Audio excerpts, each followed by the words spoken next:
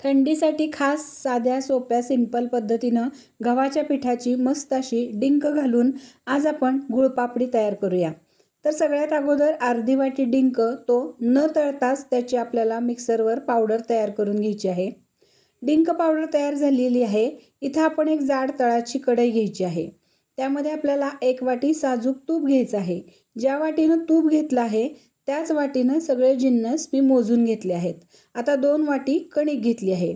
हे गव्हाचं पीठ म्हणजेच रोज साध्या पोळ्या करायसाठी जे आपण कणिक वापरतो ते गव्हाचं पीठ मी इथं घेतलेलं आहे। तुपावर छान सुगंध सुटेपर्यंत असं छान हे गव्हाचं पीठ परतून घ्यायचं आहे। हलकंसं ब्राऊन झालं की त्यामध्ये आपल्याला डिंकाची पावडर घालायची आहे आणि छान हलकं होईपर्यंत हे कणिक आणि डिंक पावडर आपल्याला तुपावर परतून घ्यायची आहे। जर आपल्याला थोडंसं कोरडसं मिश्रण वाटलं तर साधारण 1-2 चमचे तूप आपण अजून यामध्ये ॲड करू शकतो। आता हे तूप आणि कणिक छान मिक्स झालं की त्यामध्ये आपल्याला बारीक चिरून 1 वाटी गूळ मिक्स करायचा आहे। गूळ हा शक्यतो बारीक चिरूनच घ्यायचा आहे आणि चिकट असावा, फार कोरडा गूळ नाही घ्यायचा आहे।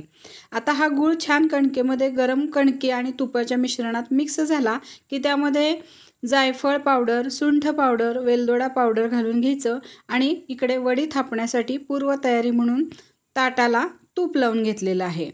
तर कमीत कमी साहित्यात अशी ही गुळपापडी थंडीमध्ये खाण्यासाठी अतिशय पौष्टिक असते, मुलांनाही आवडते। तर तुम्ही सुद्धा नक्की करून बघा।